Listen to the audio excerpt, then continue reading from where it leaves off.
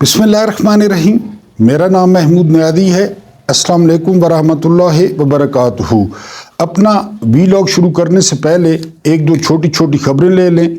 आज इमरान खान से जेल में शेख रशीद की मुलाकात हुई है और मुसरत जमशेद चीमा की मुलाकात हुई है।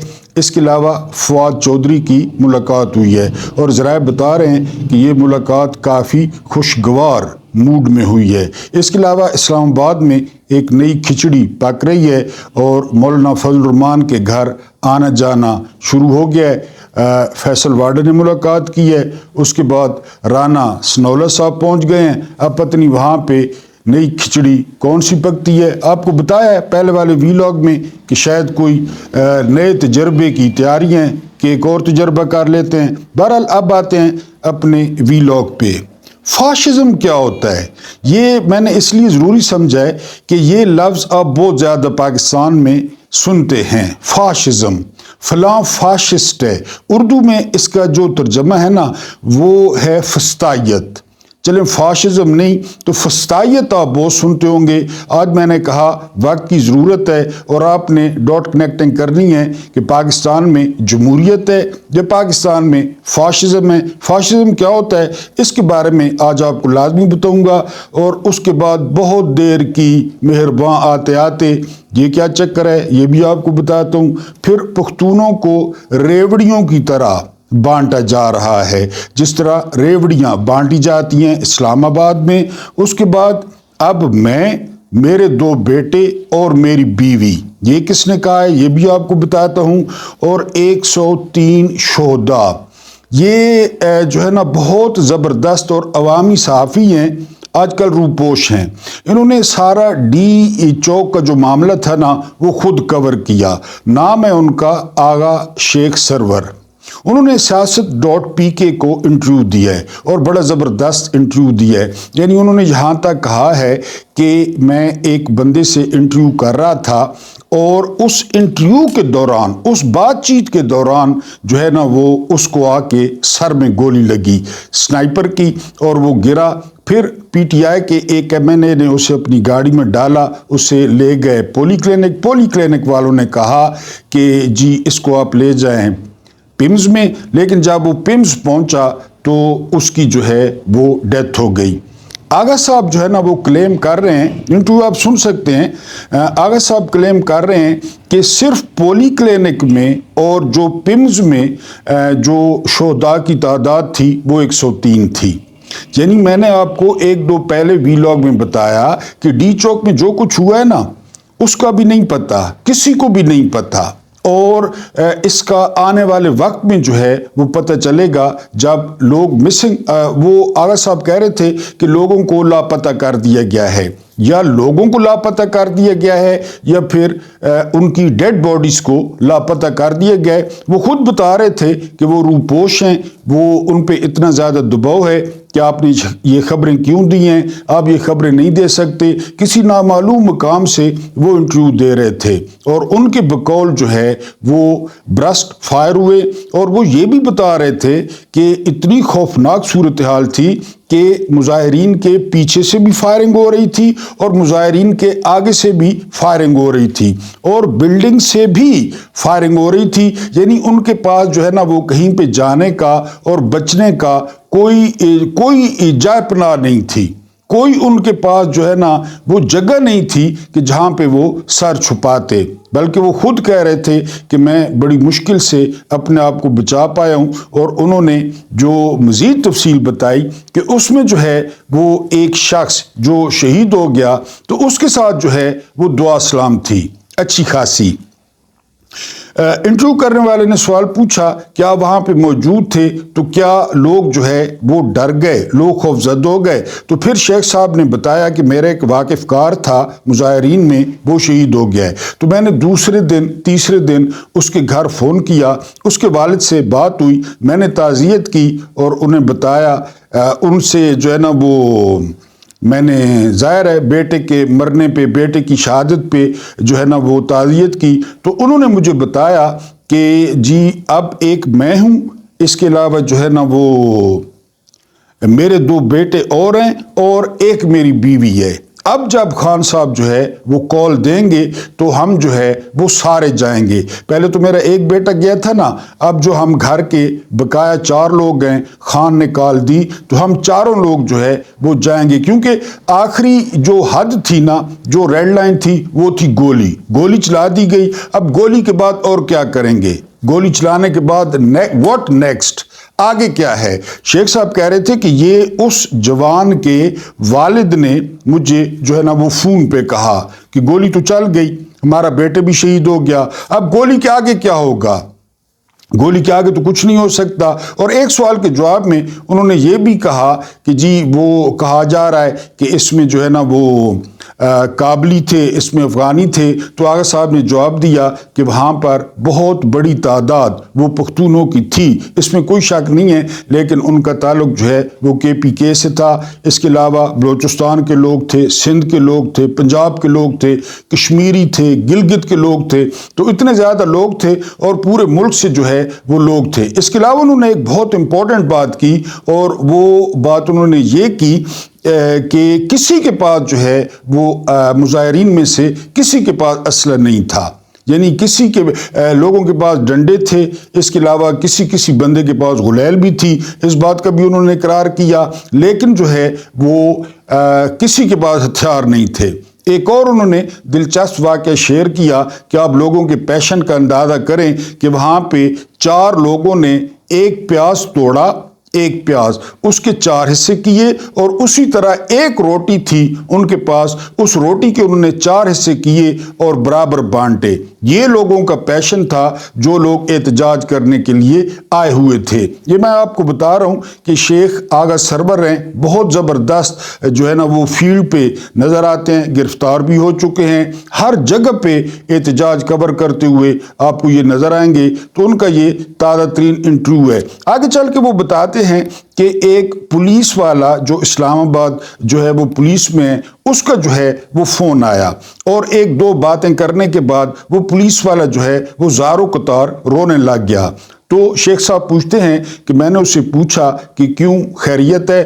تو پہلے اس نے ذکر کیا ڈی چوک کا کہ ڈی چوک میں جو کچھ ہوا, لیکن ہماری مجبوری یہ ہے کہ ہم ملازم ہیں, پاکستان میں جو ہے وہ نوکریاں نہیں ہیں, نوکری ملی ہوئی ہے, بچوں کا پیٹ پالنا ہے, بچوں کی فیسیں دینی ہے, لہٰذا نوکری کرنے پر مجبور ہیں. لیکن جو ہے وہ ڈی چوک میں جو کچھ ہوا وہ اب راتوں کو سونے نہیں دیتا.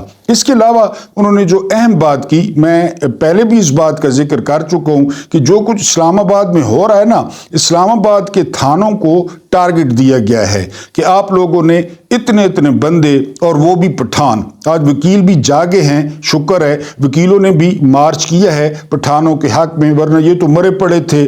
انہوں نے کافی بڑا احتجاج تھا جو وکیلوں نے پٹھانوں کے حق میں کیا ہے. تو بقول اس پولیس والے کے کہ ٹارگٹ دیا گیا ہے جی کہ پٹھان گرفتار کریں, اور اتنے پٹھان گرفتار کر لیے گئے ہیں کہ تھانوں میں جگہ نہیں ہے, اور شناختی کارڈ دیکھ کر گرفتار کیا جا رہا ہے. جس بات پہ پولیس والا رویا بقول آغا صاحب وہ یہ کہ 13 سال کا ایک بچہ جو کہ چھلیاں بیچ رہا تھا اور وہ پٹھان بچہ تھا, اس بچے کو جو ہے وہ گرفتار کر لیا گیا, اس کو تھانے لے جایا گیا, اور جب میرے سامنے جو ہے نا اس پر تشدد ہوا تو تھوڑی دیر بعد جو ہے بچے کا وہ خون نکل آیا, اور بچے کا خون نکلنے لگا, اور اسے جو ہے نا وہ کہا جانے لگا کہ میں PTI کے جو ہے نا وہ اس میں احتجاج میں موجود تھا, اور میرا تعلق جو ہے وہ PTI سے ہے. اور وہ پولیس والا بتا رہا تھا کہ جی اس کی عمر 13 سال تھی, اور وہ روڈ پہ وہ چھلیاں بیچ رہا تھا, اور یہ دوڑ لگی ہوئی ہے, SHOs کو ٹارگٹ دیا گیا ہے. پھر آپ کو پتہ ہے یعنی کربلا میں کتابوں میں لکھا ہے کہ جی کئی لوگ کہتے تھے کہ جی ہم جانتے ہیں کہ آپ کون ہیں, حسین علیہ السلام کو, لیکن جو یزید کی نوکری ہے, ہم نوکری کرتے ہیں, ہم ملازم ہیں, ہم نے جو ہے نا وہ گھر کا خیال رکھنا ہے, ہمیں فلاں انعام کا لالچ دیا گیا ہے. تو یہاں پہ پولیس والا جو ہے نا وہ بتاتا ہے آغا صاحب کو کہ 5 انگلیاں برابر نہیں ہیں. کئی پولیس والے جو ہے وہ شاہ سے زیادہ شاہ کے وفادار بنے ہوئے تھے, بڑھ چڑھ کے انہوں نے لوگوں پہ ظلم کیا, اور بڑھ چڑھ کے وہ پٹھانوں کو گرفتار کر رہے ہیں. اور ان کو یہ بھی بتایا گیا ہے کہ ان کو جو ہے نا پروموشن دی جائے گی، ان کو ترقی دی جائے گی، ان کی تنخواہوں میں اضافہ ہوگا، لہٰذا آپ لوگ جو ہے وہ ٹارگٹ پورا کریں۔ اور پٹھانوں کو گرفتار کر کر کے جو ہے وہ مختلف تھانوں میں بانٹا جا رہا ہے۔ اس کے علاوہ تھانوں میں گنجائش نہیں ہے، اس کے علاوہ ان کے کھانے کا، اور آپ کو ویسے بھی پتہ ہے کہ تھانے جو ہے نا وہ کھانا فراہم نہیں کرتے، جیل میں تو پھر بھی انتظام ہوتا ہے کہ ان کے کھانے کا بندوبست کوئی نہیں ہے، ان کے پانی کا بندوبست کوئی نہیں ہے، یعنی وہ باہر سے کوئی آتا ہے تو ان کو کھانے کے لیے کوئی چیز جو ہے نا وہ دے دیتا ہے۔ اور پھر پولیس والے نے اس بات پہ بھی جو ہے نا وہ حیرت کا اور تشویش کا اظہار کیا کہ جو پی ٹی آئی کی لیڈرشپ باہر موجود ہے، انہوں نے ان کا جو ہے نا وہ کوئی پتہ نہیں کیا، ان کو جو ہے نا وہ ملنے نہیں آئے، ان کی خبر نہیں لی، یا ان کو کھانے پینے کے لیے کچھ نہیں دیا۔ لیکن وہ تو ساری باتیں ٹھیک ہیں، لیکن میرا سوال یہ ہے کہ ایک ریاست کا اپنے شہریوں کے ساتھ یا اپنے رہنے والوں کے ساتھ اس قسم کا سلوک ہوتا ہے؟ یعنی یہ بات میں نہیں کر رہا، یہ آج میں نے آپ کو بتایا کہ بہت بڑا مارچ ہوا ہے اسلام آباد میں وکلا کا، اور وکلا نے جو ہے نا اس بات کو اٹھایا ہے کہ جو کچھ اسلام آباد اور راول پنڈی میں پختونوں کے ساتھ ہو رہا ہے، کہ جی جو بھی پختون ہیں، یعنی میں نے آپ کو بتایا کہ وہ ہوٹلوں پہ بیرے ہیں، جو ان کے افغان ہوٹلز ہیں، یہ شنواری ہیں، وہاں سے بغیر بتائے جو ہے وہ لوگوں کو گرفتار کیا جا رہا ہے۔ تو بہرحال یہ انتہائی چونکا دینے والا اور انتہائی خوفناک، یعنی میں نے تو وہ تو 31 منٹ کا انٹرویو ہے، میں نے آپ کو 3-4 موٹی موٹی باتیں بتائی ہیں کہ وہ ڈی چوک پر موجود تھے اور انہوں نے کیا دیکھا، اور جو انہوں نے بہت خطرناک بات کی کہ صرف پولی کلینک اور پمز میں جو ریکارڈ تھا ڈیتھس کا یا شہداء کا وہ 103 تھا، لیکن بعد میں سارا کچھ ضائع کر دیا گیا۔ وہ کہہ رہے تھے کہ میرے پاس تو تعداد موجود ہے، لیکن بعد میں جو ہے وہ سیکیورٹی فورسز نے ہسپتالوں کو گھیر لیا، اس کے بعد وہ نام بھی غائب ہو گئے، وہ بندے بھی غائب ہو گئے۔ بہرحال آپ یہاں سے اندازہ کریں کہ جو لوگ مسنگ ہیں، یعنی ابھی تک شاید لوگ سمجھ رہے ہیں کہ وہ تھانوں میں، اللہ کرے وہ تھانوں میں ہو، ہماری تو یہی دعا ہے، لیکن 12 جو ہے نا وہ ڈیتھ دکھائی گئی ہیں، اور صرف یہ شیخ صاحب جو ہے نا وہ 103 کہہ رہے ہیں پمز اور جو ہے نا وہ پولی کلینک میں۔ تو اب جو ان کے پیچھے گھر والے انتظار کر رہے ہیں کہ جی وہ گرفتار ہو گیا یا ابھی تک نہیں آیا یا کہیں پہ اور روپوش ہے، اور صورتحال یہ ہے۔ تو بہرحال یہ جو ہے نا آپ کو بتانا تھا کہ یہ ڈی چوک میں ہوا، اس لیے بار بار سوال ایک ہی ہے کہ گولی کیوں چلائی، اور پھر اس باپ کا اب آپ دیکھیں جذبہ، یا اس باپ کا آپ غصہ چیک کریں کہ پہلے تو میرا ایک بیٹا گیا تھا نا جو شہید ہوا ہے، اب میں بھی جاؤں گا، میرے 2 اور بیٹے ہیں وہ بھی جائیں گے، اور میری جو ہے وہ گھر والی بھی جو ہے نا وہ جائے گی۔ یہ صورتحال ہے۔ میں نے آپ کو بتایا کہ اسلام آباد میں یہ آپ کہیں نا کہ ویسے چلا جائے گا یہ واقعہ، یا یہ راتوں کو سونے دے گا، یا یہ لہو نہیں پکارے گا، تو یہ بالکل آپ جو ہے نا وہ غلط سوچ رہے ہیں۔ یہ ایسا معاملہ ہے جو دبانے سے نہیں دبے گا، جو ہے نا تارڑ وغیرہ کے جو ہے نا وہ کہکوں سے یا ان کے فکرے کسنے سے یہ واقعہ دبنے والا نہیں ہے۔ یہ واقعہ روز بروز جو ہے وہ اٹھے گا، یہ واقعہ ان کو تنگ کرے گا، یہ واقعہ ان کا پیچھا کرے گا اور ان کو گھر تک چھوڑ کر آئے گا۔ بہرحال یہ جو ہے نا وہ فیلڈ پہ شاید آپ نے دیکھا بھی ہو، میں نے تو دیکھا ہے یوٹیوب پہ شیخ آغا کو جو ہے نا وہ یہ سارا کور کرتے ہوئے، تو یہ انہوں نے آنکھوں دیکھا جو ہے وہ انٹرویو دیا ہے۔ اب ہم آتے ہیں جسٹس منصور علی شاہ۔ جسٹس منصور علی شاہ نے یحییٰ فریدی کو پھر خط لکھا ہے اور ان کی غیرت جگانے کی کوشش کی ہے۔ جسٹس منصور علی شاہ نے کہا ہے کہ تقریباً 2 درجن، یعنی عدیل سرفراز بتا رہے تھے کہ 30 جو ہے نا وہ آ چکی ہیں 26ویں ترمیم کے خلاف درخواستیں، 30 آ چکی ہیں۔ تو منصور علی شاہ نے یحییٰ فریدی کو خط لکھا ہے کہ اس ترمیم کے نتیجے میں جو ہے نا وہ سارا کچھ ہو رہا ہے، ہائی کورٹس میں، سندھ ہائی کورٹ میں ججوں کی تعیناتیاں ہو رہی ہیں، یہاں پہ جو ہے نا وہ آئینی بینچ وہ مقدمے سن رہا ہے، جبکہ 30 درخواستیں جو ہے وہ اس ترمیم کے خلاف آئی ہوئی ہیں، ان کو انٹرٹین کرنا ہے، یعنی اس کو انٹرٹین کرتے ہیں، فل کورٹ بیٹھے گا اور فل کورٹ بیٹھتا ہے، اور اگر وہ 26ویں ترمیم کو اڑا دیتا ہے، کالعدم قرار دیتا ہے، تو یہ سارا کچھ اس کا کیا ہوگا؟ یعنی آپ دن دیتے ہی دیتے جا رہے ہیں۔ یحییٰ آفریدی کو انہوں نے جھنجھوڑنے کی کوشش کی ہے۔ پھر انہوں نے ذکر کیا کہ پہلے ہی یعنی جو 2 رکنی کمیٹی تھی جسٹس منیب اختر اور جسٹس منصور علی شاہ پہ مشتمل، انہوں نے پہلے ہی فیصلہ دے دیا کہ جی فل کورٹ اس ترمیم کو سنے، اس کے بعد جو ہے نا اس پہ عمل درآمد ہو، لیکن یحییٰ آفریدی چل کر کے بیٹھے رہے۔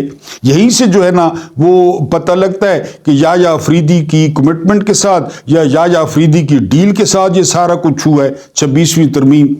اور پھر جس طرح 26ویں ترمیم ہوئی وہ بھی آپ کے سامنے ہے، کس طرح لوگوں کو اٹھایا گیا، کس طرح لوگوں کو پارلیمنٹ پہنچایا گیا۔ تو بہرحال جسٹس منصور علی شاہ نے خط لکھ دیا ہے، اب دیکھتے ہیں کہ یحییٰ آفریدی جو ہے وہ اس پر کیا جو ہے نا رد عمل دیتے ہیں۔ جسٹس منصور علی شاہ نے کہا کہ جن ججوں کو جو ہے نا وہ ابھی لگایا جا رہا ہے، کل کو ترمیم اڑ جاتی ہے، پھر ان ججوں کو کیا ہوگا؟ اگر ان کو نکالیں گے تو کتنی امبیرسمنٹ ہوگی کہ جی پہلے جج لگایا، اور جج لگا کون رہا ہے یہ آپ کو پتہ ہے، حکومت کی اکثریت ہے، یعنی کمیشن میں وہ اپنی مرضی سے جج لگا رہی ہے۔ تو بہرحال جسٹس منصور علی شاہ نے بہت دیر کی، مہرباں آتے آتے، ہم تو کب کا کہہ رہے تھے کہ کوئی اپنے حق کے لیے آواز اٹھائیں، کوئی جو ہے نا وہ اٹھیں جاگیں۔ سپریم کورٹ تباہ ہو گئی بقول سمیع ابراہیم کے کہ ڈیجیٹل بیوائیں، یہ جو سیاہ پوش ہیں گگروں والے، ان کی حیثیت اب ڈیجیٹل بیواؤں کی ہے، بالکل بیوہ ہو چکے ہیں یہ جج، نہ جن کے پاس کیس ہے، ویسے صبح آتے ہیں مکھیاں مار مار کے اپنا الاؤنس کھڑا کرتے ہیں، تنخواہیں کھڑی کرتے ہیں اور گھر چلے جاتے ہیں، ورنہ سپریم کورٹ جانے والی کوئی نہیں ہے کہ سپریم کورٹ میں جا کر کرنا کیا ہے۔ وہاں پہ آ گئے ہیں یحییٰ آفریدی صاحب، ان کے گھر پہ جو نیم پلیٹ تھی وہ چیف جسٹس کی لگ گئی ہے۔ میرا خیال ہے ان کی زندگی کا مقصد ہی یہی تھا کہ میرے مکان پہ یہ پلیٹ لگ جائے، وہ پلیٹ لگ گئی۔ امین الدین خان 4تھے نمبر کے کہ 5ویں نمبر کے وہ آئینی بینچ کے سربراہ بن گئے، اور پورا آئینی بینچ حکومت اور اسٹیبلشمنٹ کی مرضی کا بن گیا۔ تو بہرحال منصور علی شاہ نے حجت جو ہے وہ تمام کر دی ہے، اب دیکھتے ہیں کہ یحییٰ آفریدی اس پر کیا جو ہے وہ رد عمل دیتے ہیں۔ آج کی جو ہماری مین سٹوری ہے نا وہ ہے فاشزم، کہ فاشزم کیا ہے؟ آپ نے اردو میں فسطائیت سنا ہوگا، فاشسٹ سنا ہوگا۔ پاکستان میں اس وقت کون سا نظام رائج ہے؟ لیکن یہ میں آپ پہ چھوڑتا ہوں، کیونکہ میں نے آپ کو صرف فاشزم کی تعریف بتانی ہے کہ فاشزم کیا ہوتا ہے۔ یعنی ایک ڈنڈوں کا اتنا سارا گٹھا ہوتا ہے باندھا ہوا، ٹھیک ہے جی، باندھا ہوا ڈنڈوں کا گٹھا، اور اس میں ایک کلہاڑی بھی ہوتی ہے۔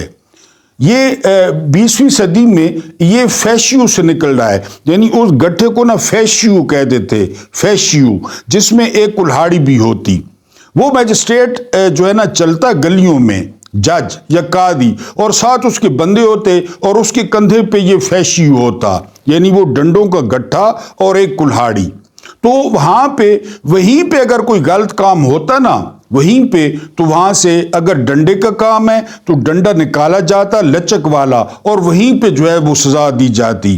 اگر جو ہے نا وہ موت والا کام ہے تو وہیں سے کلہاڑی جو ہے نا نکالی جاتی اور سر اڑا دیا جاتا۔ طاقت اس فیشیو سے، وہ جو گٹھا تھا ڈنڈوں کا اور وہ جو کلہاڑی تھی، اس فیشیو سے فاشزم نکلا، فاشزم، ٹھیک ہے جی۔ اور یہ سب سے جو آئیڈیل دور حکومت ہے نا یہ تھا میسولینی، اٹلی میں۔ اٹلی کی کوئی فلم آپ دیکھ رہے نا بڑی زبردست، اس فیشیو پہ آپ کو سمجھ آ جائے گی کہ کس طرح روڈ پہ بغیر سر کے دھڑ پڑے ہیں، یہی جو فیشیو سے کام کیا جاتا، یا کس طرح لوگوں کو مارا جا رہا ہے، یہ فیشیو سے نکلا فاشزم، اور اس کا اردو میں ترجمہ ہے فسطائیت۔ اب اس کی خصوصیات کیا ہیں، اس پہ آپ نے غور کرنا ہے، پھر آپ کو آسانی سے سمجھ آ جائے گی کہ پاکستان میں کون سا نظام اس وقت جو ہے وہ رائج ہے۔ یعنی یہ ڈنڈے کے زور پر جو ہے نا وہ حکومت ہوتی ہے، ڈنڈے کے زور پہ، وہ فیشیو ڈنڈوں کا گٹھا۔ اس کے بعد اس میں مدد شامل ہوتی ہے فوج کی، اس میں فوج کی مدد شامل ہوتی ہے، اور اس میں پروپیگنڈا کیا جاتا ہے۔ سٹاک ایکسچینج 1 لاکھ، اور جو مہنگائی سنگل ڈیجیٹل PTV پہ اشتہارات، اس کو پروپیگنڈا کہتے ہیں۔ یہ فاشزم میں پروپیگنڈا ہوتا ہے۔ اس کے بعد انسانی حقوق نہیں ہوتے، یعنی اس فاشزم میں انسانی حقوق، میں نے کہا ڈاٹ کنیکٹنگ آپ نے خود کرنی ہے۔ بولنے کی آزادی، لکھنے کی آزادی، تقریر کی آزادی، جلسے کی آزادی، جلوس کی آزادی نہیں ہوتی، اس میں انسانی حقوق نہیں ہوتے۔ فوج کو برتری حاصل ہوتی ہے فاشزم میں۔ اب اس پہ مجھے تبصرہ کرنے کی ضرورت نہیں ہے کہ فوج اس پہ برتر ہوتی ہے۔ اس کے علاوہ مردوں کا غلبہ ہوتا ہے۔ عورتوں کے ساتھ کیا ہو رہا ہے؟ ایک ڈیزائن کے ساتھ، ایک منصوبے کے ساتھ عورتوں کو سیاست سے، پارلیمنٹ سے، جو ہے نا جلسے جلوسوں سے دور رکھنے کی کوشش کی جا رہی ہے۔ مردوں کا غلبہ، عورتوں کو اٹھایا جا رہا ہے، گریبان پھاڑے جا رہے ہیں۔ اس کے بعد جو ہے نا یہاں پہ ہوتا ہے جی میڈیا کنٹرول ہوتا ہے۔ مجھے کچھ کہنے کی ضرورت نہیں ہے، کوئی سا چینل لگا لیں، آپ کو ابصار جو ہے نا عالم ملے گا، آپ کو انصار عباسی ملے گا، آپ کو وڑائچ ملے گا، آپ کو منیب فاروق ملے گا۔ میڈیا کنٹرول ہوتا ہے۔ اس کے بعد مذہب کا استعمال، مذہب کا استعمال اس میں ہوتا ہے۔ VPN حرام ہے، طاہر اشرفی، راغب نعیمی، یہ اس میں مذہب کا استعمال ہوتا ہے فاشزم میں۔ اس کے بعد کیا ہوتا ہے جی؟ اس کے بعد یہ ہوتا ہے کہ طاقت کا پولیس کے ذریعے اندھا دھند استعمال ہوتا ہے۔ دیکھ لیں، یعنی آپ نے بس ڈاٹ کنیکٹنگ کرنی ہے کہ پاکستان میں کون سا نظام ہے، اور آپ نے لکھنا بھی ہے کہ جمہوریت ہے یا فاشزم ہے۔ اس لیے میں نے آج اس کو اپنا موضوع بحث بنایا ہے۔ اس کے بعد دانشور ریاست کے ساتھ ہوتے ہیں۔ دانشور ابھی میں نے نام لیے، TV کھول لیں، دفاعی تجزیہ نگار، سینئر تجزیہ نگار، سیاسی تجزیہ نگار، ٹاک شوز، جتنے بھی دانشور ہوتے ہیں نا وہ ریاست کے ساتھ ہوتے ہیں فاشزم میں۔ اس کے بعد اقربا پروری فاشزم میں، چاچے مامے کی سرکار، بیٹا بیٹی، چاچا ماما داماد بہنوئی، دیکھ لیں فاشزم اقربا پروری پہ بہت زیادہ زور دیتا ہے۔ اور میں نے آپ کو مثال دیا نا کہ جو آئیڈیل مثالیں ہیں وہ ہیں اٹلی کے میسولینی اور جرمنی کے ایڈولف ہٹلر۔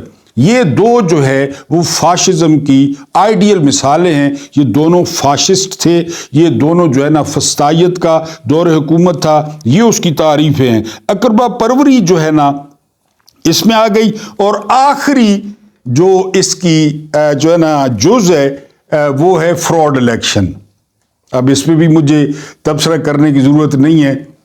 فراڈ الیکشن ہوتے ہیں فاشزم میں۔ 8 فروری کو کیا ہوا، ووٹ کس کو ملے، 9 فروری کو کون جیتا، اب ہم پہ کون مسلط ہے۔ تو اب آپ نے ڈاٹ کنیکٹنگ کر کے یہ بتانا ہے کہ آیا پاکستان میں جمہوریت ہے یا پاکستان میں فاشزم ہے۔ یہ میں نے آپ کو ساری فاشزم کی اجزاء بتا دیے کہ فاشزم میں یہ ہوتا ہے، اور جسے دنیا کا سب سے برا نظام جو جدید دنیا ہے وہ سمجھتی ہے۔ اب آپ نے ڈاٹ کنیکٹنگ کر کے خود سمجھ لینا ہے کہ پاکستان میں کون سا نظام ہے۔ اللہ پاک آپ کو آسانیاں عطا فرمائے، آسانیاں بانٹنے کی توفیق عطا فرمائے۔ میرا رب کریم آپ کے اور میرے مرحومین کی مغفرت فرمائے، ان کے ساتھ عدل کا نہیں رحم کا اور احسان کا معاملہ فرمائے۔ مجھے برداشت کرنے کا بہت بہت شکریہ۔